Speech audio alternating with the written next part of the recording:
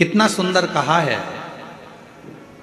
सोमवार का व्रत है, पशुपतिनाथ का व्रत है, 16 सोमवार का व्रत है, संकट सोमवार का व्रत है, प्रदोष का व्रत है, शिवरात्रि का व्रत है। उस दिन बेलपत्र को, जिस दिन आपका व्रत होता है उस दिन बेलपत्र को नहीं तोड़ा जाता। कितना सुंदर वर्णन है, जरा सुनिएगा। शिव महापुराण का, लिंग पुराण का ये वर्णन, शिव पुराण का, स्कंद पुराण का ये वर्णन ध्यान रखना।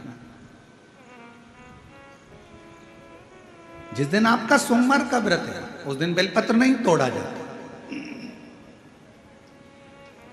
जिस दिन आपका पशुपतिनाथ का व्रत है उस दिन आप बेलपत्र नहीं तोड़ोगे वृक्ष से।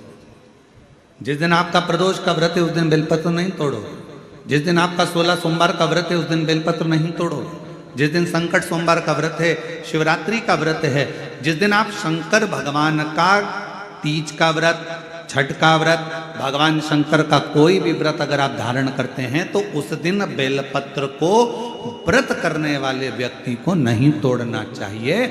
व्रत आज है तो बेलपत्र को एक दिन पहले तोड़कर रख लेना चाहिए।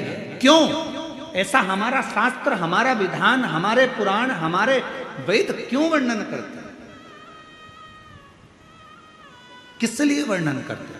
क्यों कहा गया कि प्रदोष के दिन, जिस दिन आपका व्रत है उस दिन आप कोई सा भी व्रत हो, आपका सोमवार का व्रत है, आपका शिव जी का अगर कोई व्रत कर रहे हो तो उस दिन आप भगवान शंकर को चढ़ाने के लिए बेलपत्र मत तोड़ो, एक दिन पहले तोड़ो।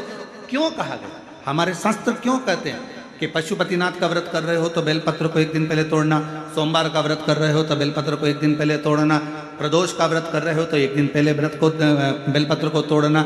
एक दिन पहले उस बेलपत्र को क्यों तोड़ा जाता है? जिस दिन हमारा व्रत रहता है उस दिन हम बेलपत्र क्यों नहीं तोड़ सकते? तो हमारा शास्त्र कहता है, शिव महापुराण वर्णन करती है कि जिस बेलपत्र की पूजन आप साल भर में अगर एक दिन भी आपने बेलपत्र को जल चढ़ाया है, एक दिन भी बेलपत्र को नमन करा है, एक दिन भी बेलपत्र के वृक्ष को यदि तुमने पूजा है, साल भर में एक दिन भी आपने अगर बेलपत्र की आराधना करी है, तो आप जब जब सोमवार का व्रत रखती हो, प्रदोष का व्रत रखते हो, आप जब जब शिवरात्रि का व्रत रखते हो, आप जब संकट सोमवार का व्रत रखते हो, पशुपति व्रत रखते हो, तो तुम्हारे उस व्रत को सफल बनाने के लिए बेलपत्र का वृक्ष भी तुम्हारे लिए व्रत रखता है, जिससे तुम्हें उस फल की प्राप्ति।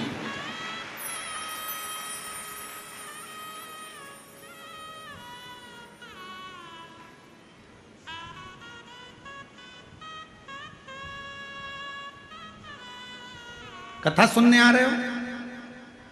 घर के बाहर बेलपत्र का पेड़ है, कथा श्रवण करने जा रही हूं, बेलपत्र का वृक्ष है।